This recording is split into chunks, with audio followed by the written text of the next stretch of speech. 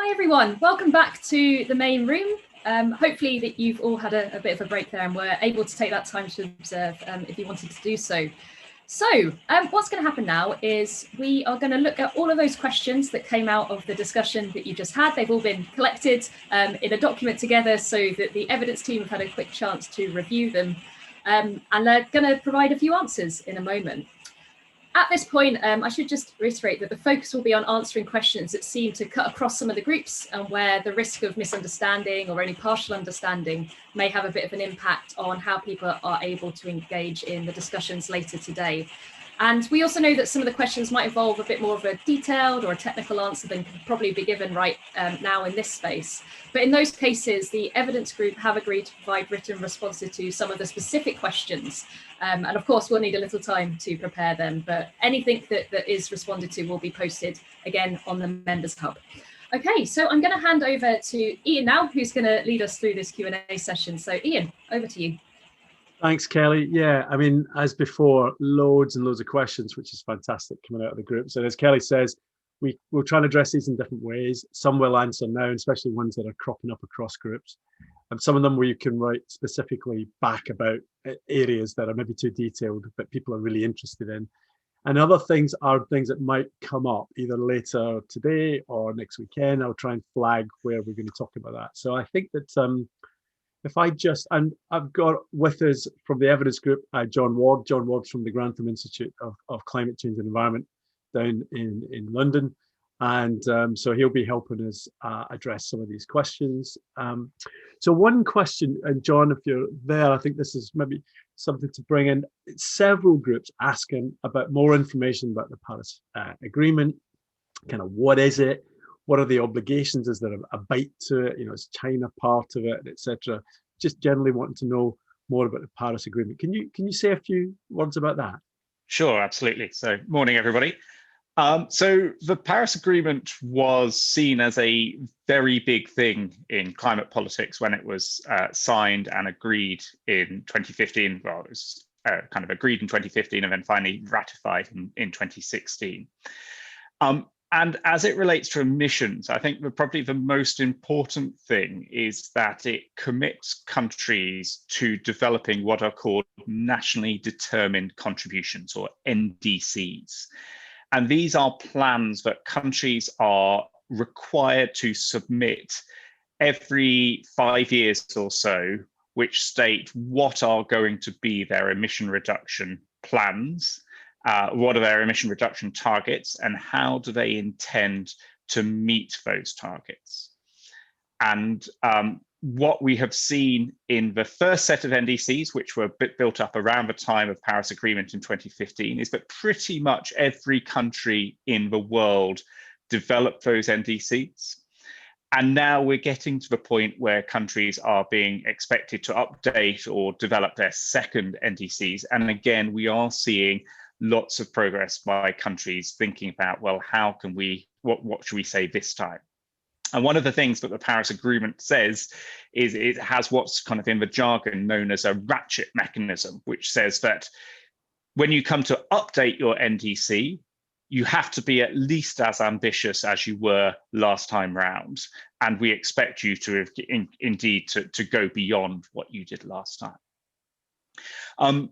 So that's the kind of the key mechanism. A number of people have asked, a number of groups have asked about whether or not various countries are part of the Paris Agreement or have signed up to the Paris Agreement.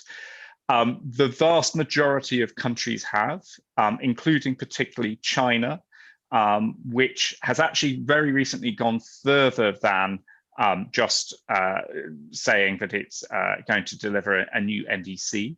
It has also, China has recently stated that it is committed to deliver net zero emissions by 2060. Other questions were asked about the US. Right about 3 days ago, obviously under President Trump, there was an announcement that the US intended to withdraw from the Paris Agreement. That actually happened legally a couple of days ago. But President-elect Biden has said that on his first day of becoming president, as almost as his very first action, he will re-enter the US into the Paris Agreement. Lots of people then have asked about what are the sanctions around the Paris Agreement. And I think it's very important to be open that the sanctions are more about kind of shaming and asking countries, if you said you were going to do this, why on earth haven't you done it? What's happened? And therefore, the idea is that through moral pressure over time, countries will take ever greater levels of ambition. But what we are also seeing is that kind of slightly separate to the Paris Agreement, countries are now beginning to say, well, actually, if you, country X, aren't going to take action, then maybe we will look to introduce trade sanctions against you so that you are disadvantaged in trade opportunities relative to other countries which have taken climate action. And the European Union in particular has been kind of pushing through the idea that perhaps we can use trade policy as a sanction for encouraging adherence to the Paris Agreement. So one additional bit in there, John, in Group 11, as an extension of that, people are asking about the COP, the Conference of the Parties. That's what it means. But in terms of Glasgow, maybe it's worthwhile saying something about this COP26 and what the role of that's going to be in relation to the Paris Agreement. Sure. So almost every year, apart from obviously this year, has been a little bit different. All the countries of the world get together at these Conference of the Parties meeting. Parties, the term parties means country, effectively. And they get together and take decisions in relation to global agreements and global action around climate change. And COP26 is going to be a very important COP because it's the first time after Paris that countries are expected to update their NDC. And so it's a big kind of significant COP where we're expecting to see lots of new action committed to, and lots of kind of the intention is to create lots of excitement and interest around ratcheting up emission reduction ambition. So these kind of important COPs kind of will be happening kind of every 5 years. And it's I guess Glasgow's good fortune to be the one which the city that has been selected to be the first one after Paris, where we're seeing this kind of really important set of commitments being made to increase ambition. Thanks, John. Several questions coming in from various groups about the Scottish context. Group 5 asking about does the Scottish Government have a priority list and how we tackling it? And what's already in place. Just to flag, I think next weekend too is where we're really going to drill down into Scotland. But it is the fact that we do have targets. You'll hear more about them later, and we got a plan which has got priorities. I think one thing that comes up in several groups and is worthwhile not pushing away until next weekend is this thing that people have picked up on, that it was a 2020 interim target. And saying, well, have we met that 2020 interim target? And it's also a changing goalpost, that in the sense of we're waiting for this update report later in the year. But what we saw there's a progress report that was published by the Committee on Climate Change, which is the UK body, in earlier in the year, which shows that Scotland's greenhouse gas emissions fell by something like 31% in the last decade, which is 2008 to 2018. And that I think is faster than any other nation in the UK and any other G20 nation. So that's really been driven by the power generation, renewable generation, which kind of revolution that's happened in Scotland, and that reduction in fossil fuel, particularly coal. But I think it's fair to say, and the point of the urgency really is that success isn't a given for that.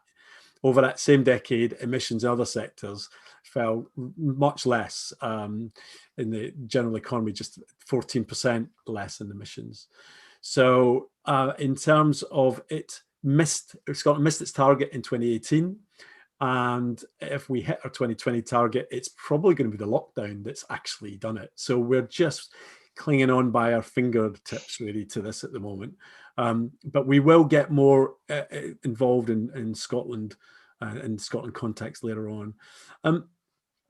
John, there's a few questions around kind of who makes the money out of this, the economic. Can we say something about the economic benefits? People are talking about, making money out of wind turbines, making money out of peatlands, etc. So something we can say about that, the economic opportunities here. Sure. So, I mean, I think this is both one of the most exciting opportunities, but also some of the biggest challenges associated with climate action, in the sense that it will, if it is to be successful, it will lead to quite a significant change in who and where money is made in the economy, effectively. And people are absolutely right that there will be opportunities for those people who are associated with developing renewable power and renewable energy sources will be able to, there will be a change in the economic climate, which means that it is profitable for companies and investors to look at those technologies and to invest in those technologies, and indeed to make money from those technologies. And at the same time, there is a challenge for those companies and investors and people who have invested in fossil fuel assets, who are fearful or who are concerned that potentially the money that they thought they were going to make from those assets when they made those investments, they may not actually be able to make them because the economic climate has changed, and people's expectations about how we produce our energy and what sort of energy we consume will have changed. So that is a big shift, and what we have seen is that shift is partly because of policy, but there are subsidy schemes which have been put in place to encourage the adoption of things like renewable energy technology. But it's also because we've also seen that the costs of a lot of these technologies have changed quite a lot in the last few years as people have increasingly deployed them. So the costs of renewable power in particular have come down very quickly. And that has meant that they're much more competitive compared to how they used to be in the past. In terms of peatlands and forests, again here the intention of much policy is to try and create financial incentives that allow people to make money from actions that encourage carbon storage. So when you grow a forest, or when you don't cut down a forest, or when you preserve a peatland, what that means is that you are keeping carbon locked up in the peat, or you're keeping carbon locked up in the trees. And a series of financial incentives, both at the national and the international level, are being created in order to try and ensure that that's what happens, and that people don't burn peatlands and don't cut down trees. And there's been various financial incentives created to try and make sure that that's the result that we see. Yeah, it's great to see how interested people are in bogs at the moment, in peatlands, and it is one of those critical aspects that we'll come back to. In Group 5, that we're asking quite a specific one, but will the Scottish Environment Protection Agency be giving a presentation? It's worthwhile using that to say, look, actually, in many respects, it's up to the Assembly members who they would like to hear from. And as part of the chair of the evidence group, my job and our job as the evidence group is to try to accommodate as much as we can who people would like to hear. So not just about SEPA, which would have a very, have a view about updating us on peatlands and the risk to peatlands and all the rest of it. But in terms of any of the other stakeholder groups, that is something that we're looking for groups, for you guys to come back to us on. Iain, yeah, John. Sorry, can I just a very quick one, because it also relates to something in Group 5 and links into that economics point from a few seconds ago. Just on the incentives for private companies, I talked a lot about how there are lots of incentives to try and encourage people to invest in renewable energy or to invest in growing forests.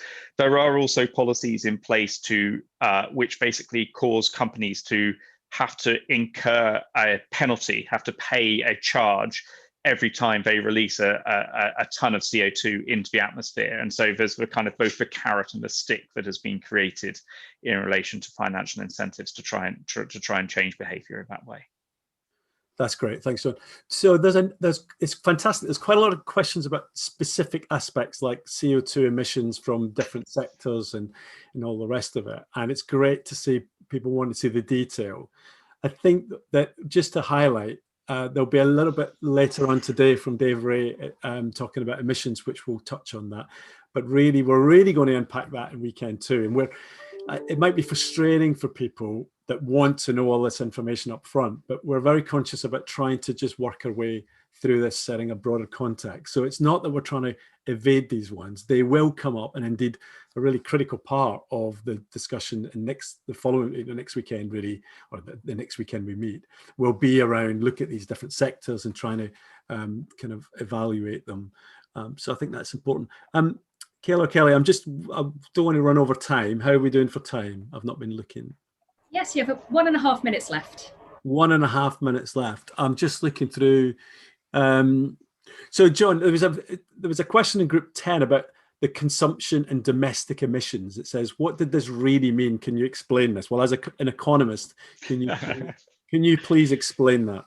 I'll try and do that. So production emissions are the emissions which are put into the atmosphere within Scotland's borders. So every time that you generate electricity using fossil fuels in Scotland, whether a gas-fired power station or a coal-fired power station or a cement plant or whatever it is, whenever it's in Scotland that economic activity is taking place, that counts as a production emission.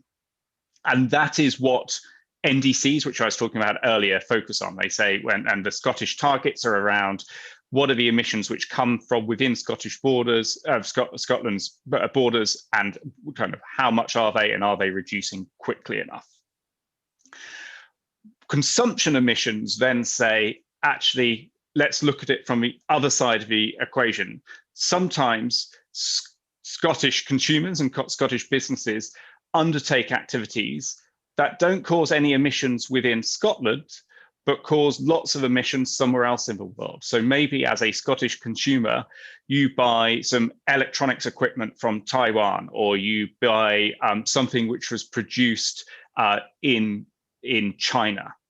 Now, the production emissions associated with those are allocated to China or Taiwan or Australia or whoever it is.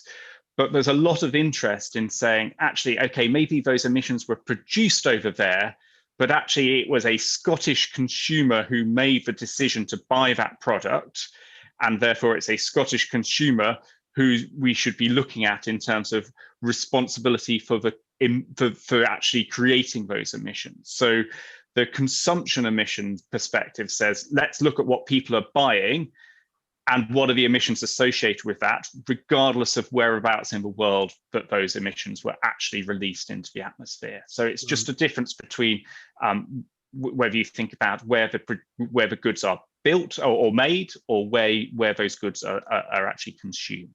Fabulous. I think we'll wrap that up there. Loads more questions in there, but I think it's time to hand back to Kayla. Thank you, Iain. Thank you, John. Lots of information coming out there, and good to see lots of these questions being answered.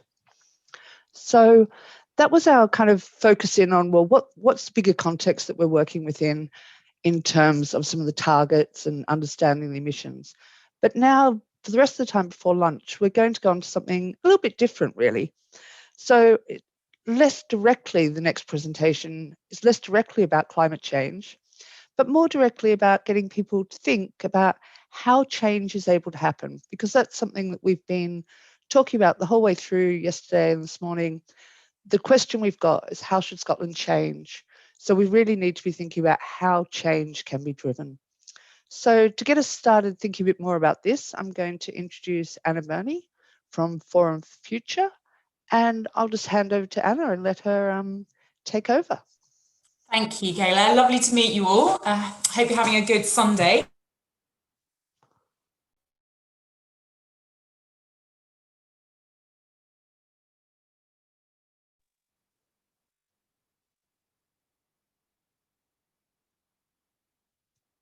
Have we lost? Yeah, I can't hear anything myself, Kayla. I think we might somehow have lost Anna there for a second.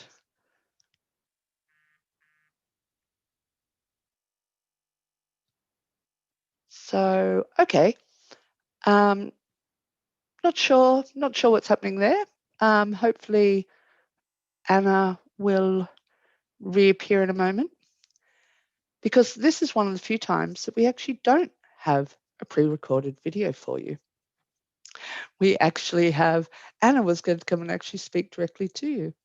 So is anyone able to check if she's still on the call, or what might have happened? Yeah, so she's just lost connection, so she's just asked if we can share the video for the time being, and then she'll join when she's able to. Okay, great. So I'm saying we don't have a video. We do have part of a video, but it was due to come in the middle of her presentation. So really, I'm going to share this video with you, and then hopefully Anna will be able to join back and give us a bit more context about what sort of story it's trying to tell and how it can link to the work that we're trying to do around thinking about climate change. So I'll share this video. Thank you for that. Sorry if you lost me there. Can you hear me now? Great. Apologies for that. Internet gets us all sometimes. I think that's my children playing on the internet downstairs. So let me just share a story, the story behind that. So hopefully that was an enjoyable Sunday morning music for you. So we often make assumptions about how change happens. And we usually make that assumption about change that it's about a hero. So the story of rock and roll usually gets confused with the story of Elvis Presley, the idea that he was the person that created the change. But what I'm going to show you now is actually the story is far more complicated than that, more complex. And there's multiple factors that come together. And then I'll try to help you understand how that relates to climate change. So what does the breakthrough of rock and roll tell us about how change happens? What you might have noticed is that we started this story 30 years before actually the breakthrough came about. And this is significant for climate change because we're looking at a target of 2045, and this is sort of 25 years into the future. So the change that we create today really affects the change that happens in the future. This is not about waiting for 25 years to create the change. It's about doing things now. What we can understand is new technology in the 1930s was emerging. So we had technology about the microphone, electrification, we had vinyl and electric guitars, all emerging around that time. And they were kind of all being innovated and created. We also had changes in finances and patterns of behavior. So the cost of radio, due to some of these innovations, decreased massively. There was a huge reduction in cost of the radio, which created a massive decline in record sales. So the effect of the one way of listening to music affected another. And this meant that radio stations started to boom. The stations started to have huge listening audiences. This changed the way that we produced and consumed music. So through the 1940s, the economies really changed. There was an increase in recording companies, but there was also an increase of control. There was only 3 or 4 big recording companies that were kind of controlling who the artists were. And it's no coincidence that a white male was the person who broke through, when we also had some black singers and black female singers as well, who were really also being creative at the time. So this, who chooses and how do we choose? What were the creative industries? Who are the production? And then what does it mean to consume? What was our patterns and interest as people at the time? What were we wanting to listen to? So this relationship between the production and the consumption was creating the music industry of the time. But also policy had an impact in it. Policy regulates the airwaves, and around that time, there was a regulation in the US about who could transmit. So they were also controlling who was transmitting what music and how. There was also, though, as a consequence, quite a lot of community activism. A lot of pirate radios sprung up at the time to kind of combat the idea that they could be controlled of who listens to what music. So these dynamics between policy, economics, who decides which artist gets listened to were all part of the mix. And most importantly, the social context was also changing at the time. It was post-World War II. Baby boomers were kind of thinking about what they wanted to listen to. Suburban living was in the increase. People were getting radios. They didn't have to listen to their radio with their whole family. They could choose their own music, take their music to the garage.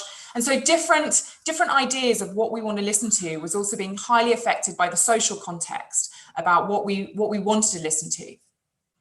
So these different elements come together. There are multiple factors. So when we're thinking about change, we need to not just think about one area of change. We often maybe highlight maybe a hero, a silver bullet solution, a new technology, an answer. But actually, we need to think about how these things over time might create change. And through the course of this assembly, we will start kind of helping you think about different trajectories and ideas about how change happens over decades, over years, over decades, and how they affect each other. So in the next exercise, we're going to start thinking about how do we just get our minds into, it's more of a thinking exercise, exercise in your groups.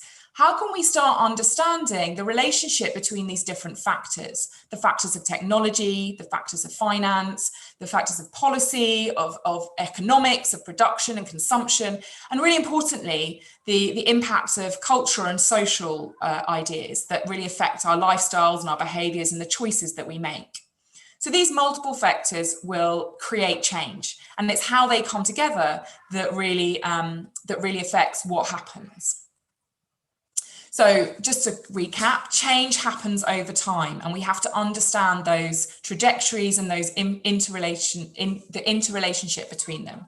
There are multiple factors, and this is just some of them, the ones we're highlighting here, the kind of key technological, finance, social, economic, political. But it doesn't mean that we can't affect change. It's all about knowing what the role of each of these things are. So the role of targets, but how do we address these targets, as you've been hearing today? How does it come together? What is the role of different actors and sectors in this? And this will be some of the work that you'll have to be doing through this climate assembly. So what does this mean for climate change? Yes, we've used a story of rock and roll, which hopefully has been a bit entertaining for you. What does it mean for climate change? So what we're going to invite you to do now is to go into groups and we're going to give you one issue. So this was the issue of entertainment, of music. We're going to give you some issues that are related to climate change, be it your diet, how you travel, what you buy, your home or your energy consumption, where you work, what you do, and start to think about what are the factors that might influence change from that angle. What are those different factors? What are the political factors? What are the economic factors? So for example, if we were starting to think about our diet, we might think about, okay, what are the social, cultural issues that might affect my diet? You know, is it Christmas time? Do I want to eat meat over Christmas? Is that traditional? Is it because my family come from a certain cultural background and we have certain traditions? Or it's just the way that I've always done things? Is there political issues like leaving the EU? What does that mean for where we get our food, for the common agricultural policy? So there's all these factors politically.